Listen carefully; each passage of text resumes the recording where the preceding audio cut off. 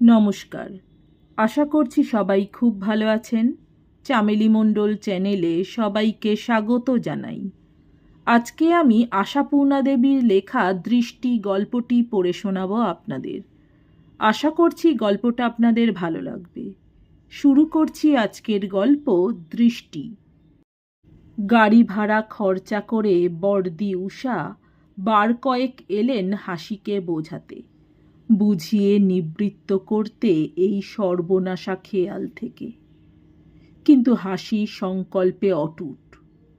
কিছুতেই যে বুঝবে না প্রতিজ্ঞা করেছে, তাকে কে বোঝাবে?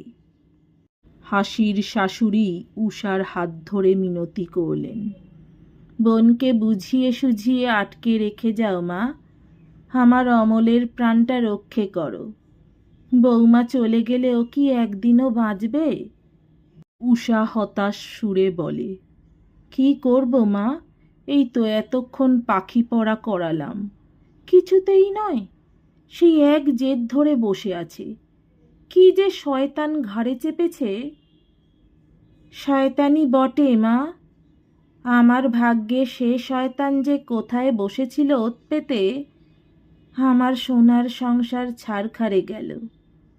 অমন চাঁদের মতন ছেলে আমার, গায়ে অসুরের বল, সেজে গুজে আপিস গেল, আর পঙ্গু হয়ে বাড়ি ফিরল।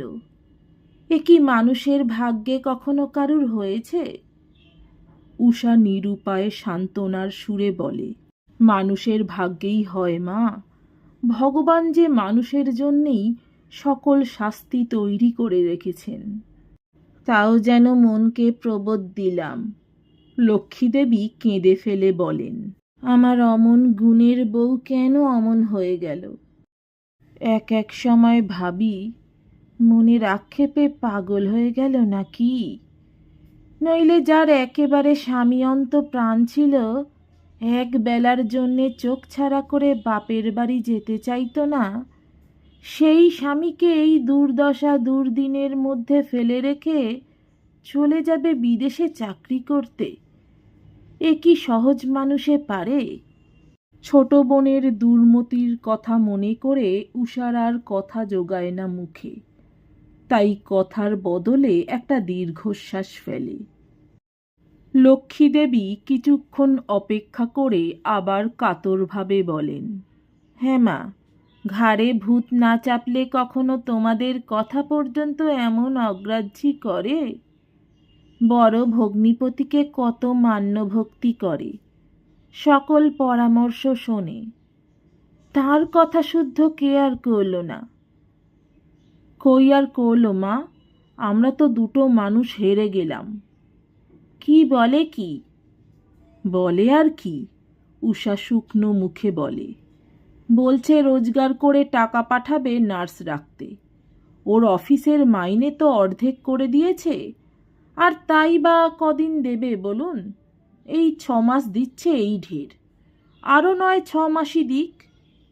টাকার কথা যদি বলো মা, লক্ষ্মীদেবী কিছু উৎসাহের সঙ্গে বলেন, আমার ঘরবাড়ি বেচেও আমি অমলের চিকিৎসা করাবো। আর ছেলে আমার ভালো হয়ে উঠবে না কখনো? ভগবানের বিচারে কি এমনই হবে? অমল ভালো হলে তখন আবার সব হবে। এই অসম্ভবের স্বপ্ন যে কোনো দিনই সফল হবে না, সে কথা লক্ষ্মীদেবী না বুঝলেও উষা বোঝে বইকি। কিংবা লক্ষ্মীদেবীও বোঝেন হয়তো, শুধু বুঝতে চান না বলেই এই আকাশ কুসুমের আলোচনা। উষা নিঃশ্বাস ফেলে উঠে দাঁড়ায়, তাহলে উঠি মা। হাসি এমনভাবে আমাদের গালে মুখে চুনকালি দেবে, এ কথা কোনোদিন কল্পনাও করিনি। মুখ দেখাবার পথ রাখল না, ছি ছি। বুঝলাম সংসারে টাকারও দরকার আছে, কিন্তু সে টাকা তুই যদি নার্সের জন্যেই খরচ করবি, তাহলে আর স্বামী ছেড়ে চলে যাওয়া কেন? নিজেই সেবা কর। এই তো মানুষের মতন কথা, বুদ্ধির কথা। লক্ষ্মীদেবী ঘাড় নেড়ে বলেন, আমিও তো 24 ঘন্টা তাই বলছি যে বৌমা, তুমি চলে গেলে মনের আক্ষেপেই ওর প্রাণটা বেরিয়ে যাবে। তখন আর তোমার নার্সেই বা কি করবে, টাকাতেই বা কি হবে? তা কে শোনে কার কথা? কি বলে আপনাকে? সেই পুরনো কথা যা বলেছে। কারুর অভাবে কেউ কখনো সত্যি করে মরে যায় না মা। হয়তো দেখবেন আমার অনুপস্থিতিতেই ওর উপকারী হবে। অনেক সময়ে নাকি বেশি রাগ, দুঃখ বা মনোকষ্টে পক্ষাঘাত সেরে যায়। বুঝিও না মা, ওসব কেতাবি কথা। একেই তো বাছা নিজের দুর্ভাগ্যে মরমে মরে আছে, আর কত মনোকষ্ট চাই? লক্ষ্মীদেবীর কথায় অবশ্য যুক্তির বালাই খুব বেশি নেই, বরং হাসির কথাতে কিছুটা আছে। কারণ যেমন আকস্মিকভাবে সমস্ত শক্তি হারিয়ে ফেলেছে অমল, তেমনি আকস্মিকভাবেই হয়তো ফিরে পেতে পারে কোনো রকম দুর্দান্ত মানসিক আঘাতে। পাক না পাক, তবু যুক্তিটাকে খুব অস্বীকার করা চলে না। কিন্তু সেটাই সত্যিকার কারণ নয় হাসির। কারণ শুনে যে উষার হাত পা আঁচড়াতে ইচ্ছে করছে। ছি ছি, বলে কি না, পক্ষাঘাতগ্রস্ত পঙ্গু স্বামীকে ত্যাগ করার বিধি শাস্ত্রে আছে দিদি। শাস্ত্র খুলে বরং দেখো বাড়ি গিয়ে। শোনো কথা, শাস্ত্র মেনেই সব করা হচ্ছে যেন। শাস্ত্রে কি না আছে? একটা পুরুষ মানুষে 100টা বিয়ে করতে পারে, এ কথাও তো শাস্ত্রে আছে। কই করুক বিয়ে? আর করলেই লোকে ধন্যি ধন্যি করবে কি না? আসল কথা, মাথারই কিছু দোষ ঘটে গেছে মেয়েটার। কথাটা ভেবে নিজের মনকে সান্ত্বনা দেওয়া ছাড়া উপায় থাকে না। কিন্তু সে ভাবনাটা যে নিতান্তই কষ্ট কল্পনা, সেটা হাসিকে দেখলে আর বুঝতে দেরি হয় না। এই তো দেখে এলো উষা। বিদেশে চাকরি করতে যাবার উপযুক্ত সাজ সরঞ্জাম জোগাড় করতে কিছুমাত্র ত্রুটি হচ্ছে না হাসির। নিজে থেকে গায়ে পড়েই বরং বলল, নতুন নতুন শাড়ি ব্লাউজ গোছাচ্ছি দেখে অবাক হচ্ছ দিদি? কিন্তু সেন্টিমেন্টের দিক দিয়ে না দেখে বাস্তব অবস্থাটা কল্পনা করো। আমার স্বামী অসুস্থ, আমার মন খারাপ, অতএব একটা বিদেশ বিভূই জায়গায় এক বস্ত্রে গিয়ে উঠলাম। কি চমৎকার, হ্যাঁ? এরপরই উষা হতাশ হয়ে উঠে পড়েছে। তর্কের কাছে তর্ক চলে, ব্যঙ্গের কাছে যে যুক্তিতর্ক সবই অচল। উষা চলেই গেল, কিন্তু মেজদি সেজদি বা ছোট বোনের এরকম অমানুষিক ব্যবহারে একেবারে নীরব থাকবে কেন? খবর পেয়ে চন্দননগর থেকে এলো মেজ বোন লীলা। মাস 6 আগে এসেছিল একবার অমলের আকস্মিক দুর্ভাগ্যে সহানুভূতি জানাতে। আর এই লীলাকে দেখেও লক্ষ্মীদেবী আর একবার হাউমাউ করে উঠলেন। এসেছ মা? এই খানিক আগে বরমে গেলেন। এই দেখো আমার সর্বনাশের ওপর সর্বনাশ। লীলা গম্ভীরভাবে বলে ওঠে, দেখুন না, আমি ওর চাকরি করতে যাওয়া ঘোচাচ্ছি। পাগল না মাথা খারাপ? অমলকে এই অবস্থায় ফেলে ওর 1 ঘন্টার জন্যে নড়বার উপায় আছে নাকি? দাঁড়ান না, ওর খেয়ালের ভূত নামাচ্ছি ঘাট থেকে। কে ওর মাথায় ঢুকিয়েছে এসব? জানি না মা, আমার কপাল। আমার তো মরণ নেই। 4 কাল এসেছি, আরও 4 কাল থাকব। পরমায়ুর শেষ নেই। নিজের অন্তহীন আয়ুর নির্মমতায় কপালে করাঘাত করেন লক্ষ্মীদেবী। কিন্তু লীলার আস্ফালন বৃথাই হল। যে সমস্ত চোখা চোখা বাক্যবান তুনে সজ্জিত করে রণক্ষেত্রে এসে হাজির হয়েছিল সে, প্রতিপক্ষের অভূতপূর্ব অস্ত্রে যেন থতমত খেয়ে ভোঁতা হয়ে গেল সে বাণ। লীলাকে দেখেই হাসি হেসে উঠে বলল, এই যে মেজদি, খবর পেয়ে ছুটে এসেছ? নাও বসো সুস্থির হয়ে, 1 পেয়ালা চা খেয়ে নাও বরং, তারপর আরম্ভ করো। আরম্ভ মানে? কিসের আরম্ভ? লীলা অবাক হয়ে প্রশ্ন করে। কিসের আবার? সুশিক্ষার? নীতি রত্নমালার উপদেশাবলীর? পাপিষ্ঠা হাসি, তোর একই দুর্মতি। তুই আমাদের নাম ডোবালি, আমাদের মুখ হাসালি। তুই বুঝছিস না তুই কি করতে চলেছিস। এরকম গর্হিত কাজ করলে নরকেও তোর ঠাঁই হবে না, ইত্যাদি ইত্যাদি। খিলখিল করে হেসে ওঠে হাসি। লীলা বিমূঢ়ভাবে বলে, তুই হাসছিস? উপায় কি, ঠ্যাং ছড়িয়ে কাঁদতে যখন পারছি না। কিন্তু ভেবে দেখ, লীলা আরম্ভ করে, ভেবে দেখ অমলের মনের অবস্থাটা। তোর কাছে এরকম ব্যবহার পেলে ও হার্ট ফেল করতে পারে, তা জানিস? ভেবেছ মেজদি, হার্ট ফেল করা অত সোজা নয়। করলে সেই দিনই করতে পারত, যেদিন একটু মাথা ঘুরে পড়ে গিয়ে চিরদিনের মতো অকর্মণ্য হয়ে গেল। লীলা হতাশভাবে হাসির মুখের দিকে তাকায়। এ কি ওর পরিচিত হাসি? চিরদিনের আদুরে ছোট বোনটি? তুই না ওকে ভালোবেসে বিয়ে করেছিলি? হঠাৎ যেন ব্রহ্মাস্ত্র নিক্ষেপ করে লীলা। মনে আছে সে কথা? মেমারি তোমার ভালোই দেখছি মেজদি। তোমার মতন পাষাণ তো সবাই নয়। সত্যি আমি ভেবে অবাক হয়ে যাচ্ছি, তুই অমলকে ছেড়ে বিদেশে চলে যাবার কথা ভেবেছিস কি করে? একটা সুস্থ মাথা লোক এরকম কথা ভাবতে পারে? এবার হাসি একটু গম্ভীর হয়ে বলে, আমিও ভেবে অবাক হয়ে যাচ্ছি মেজদি, তোমাদের এত বাড়াবাড়ি শোকের ঘটা দেখে। একটা সুস্থ মানুষকে চিরদিনের জন্যে একটা ধ্বংসস্তূপের সঙ্গে বেঁধে রেখে দেওয়াই কি ন্যায় ধর্মের নিদর্শন? থাক, ধর্মের কথা আর তুলো না তুমি।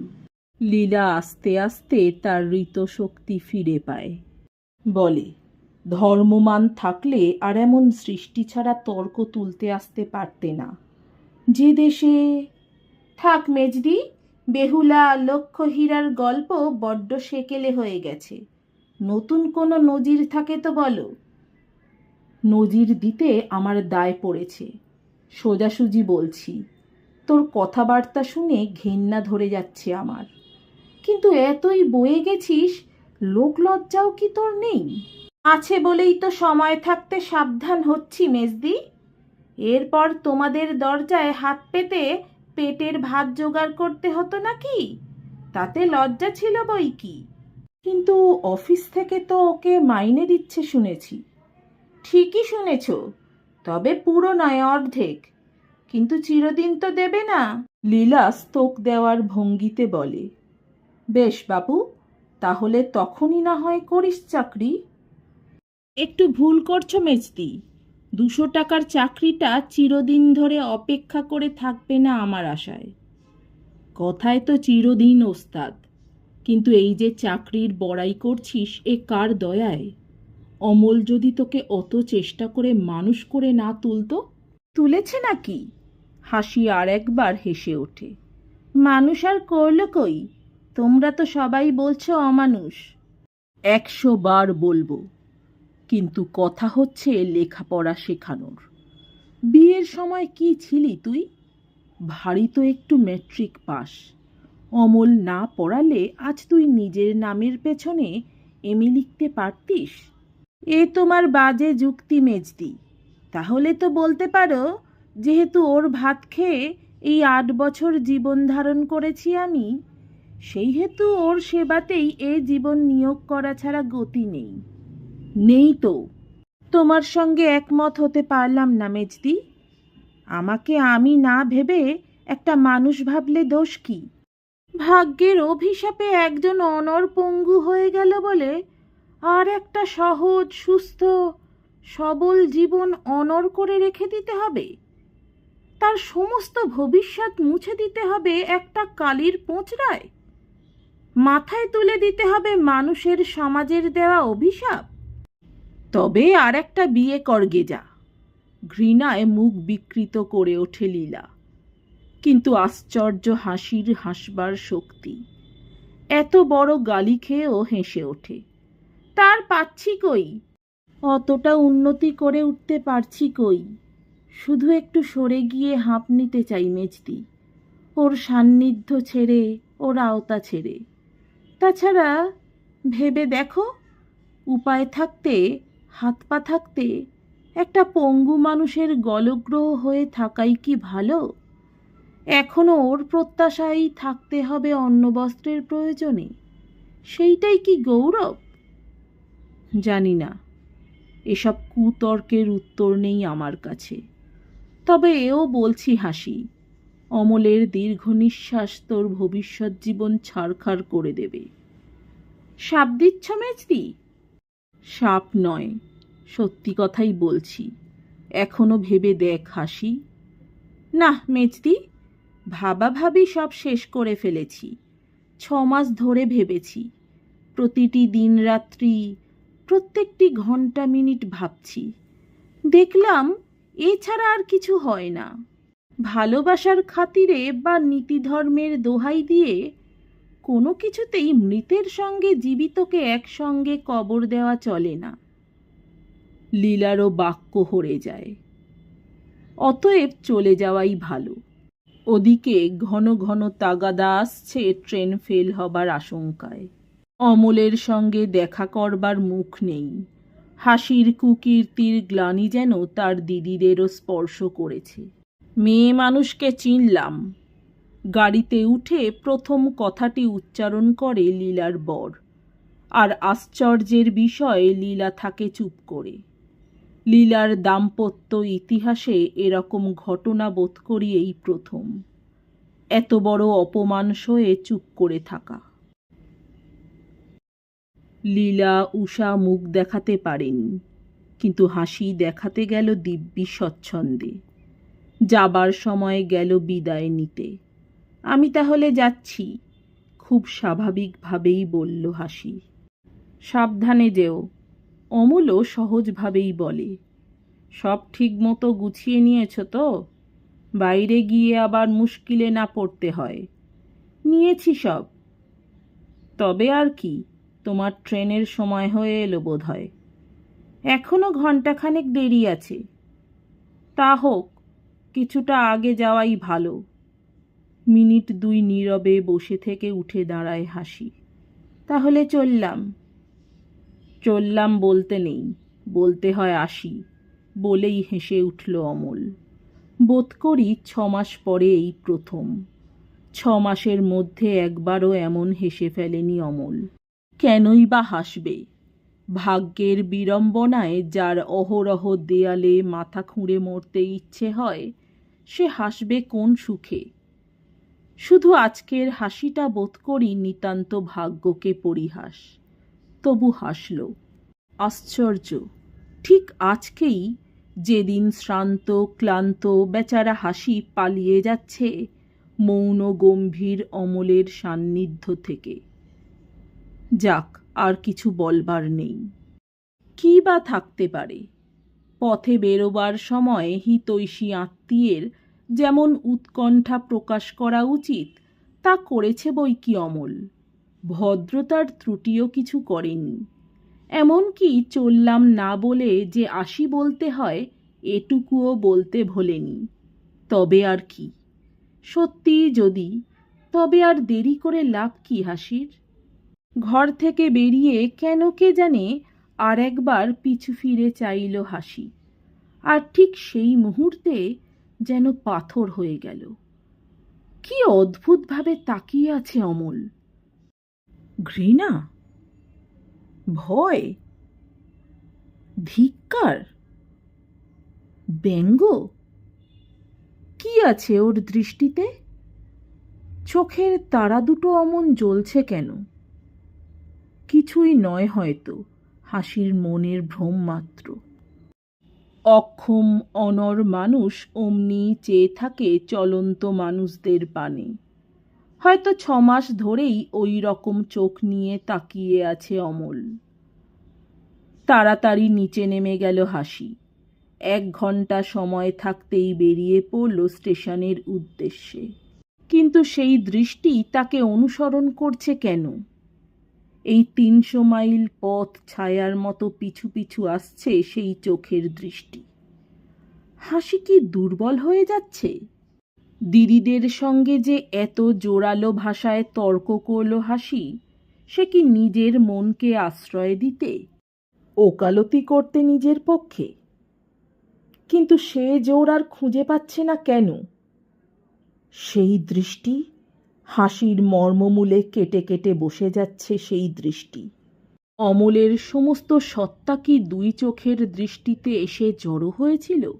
তাই কিছুতেই ভুলতে পারছে না হাসি, মুছে ফেলতে পারছে না মন থেকেও। এ দৃষ্টি কি কোনোদিনই মিলিয়ে যাবে না? এমনি করে দৃষ্টির পাহারা দিয়ে চিরদিনের জন্যে হাসিকে বেঁধে রাখবে নাকি অমল?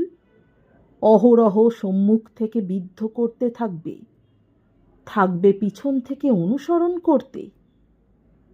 তার চেয়ে তীব্র তীক্ষ্ণ কটু ভাষায় হাসিকে তিরস্কার করল না কেন অমল? শুধু চেয়ে থাকলো কেন? কিন্তু সে দৃষ্টি তো তিরস্কারের নয়। তবে তবে ঘৃণার নয়, ধিক্কারের নয়, বিদ্রূপের নয়। তবে কি? না না, এতক্ষণে বুঝতে পারছে হাসি, চিনতে পেরেছে সে দৃষ্টিকে। সে দৃষ্টি ঔদার্যের, করুণার, কৃপার। শক্তিমানের চোখ যে দৃষ্টিতে তাকিয়ে থাকে অক্ষম দুর্বল মানুষের দিকে। হাসির অক্ষমতাকে ক্ষমা করেছে অমল করুণা করে। খাওয়া শোয়া থেকে শুরু করে প্রত্যেকটি খুঁটিনাটি বিষয়ে যে অমল চেয়ে থাকত হাসির করুণার মুখাপেক্ষী হয়ে। হ্যাঁ, করুণা ছাড়া আর কি? অসহায় দুর্বলকে আর কি করা যায় করুণা ছাড়া? আর আজ অমল কৃপা দৃষ্টিতে চাইল হাসির পানে। কিন্তু হাসি এ অপমান সইবে কেন? কেন লাফিয়ে পড়বে না চলন্ত ট্রেন থেকে? নমস্কার, আমার গল্পপাঠ ভালো লাগলে, এরকম আরও অনেক গল্প শুনতে চাইলে অবশ্যই আমার চ্যানেলটি সাবস্ক্রাইব করে দেবেন, লাইক কমেন্ট শেয়ার করতে ভুলবেন না। অনেক ধন্যবাদ।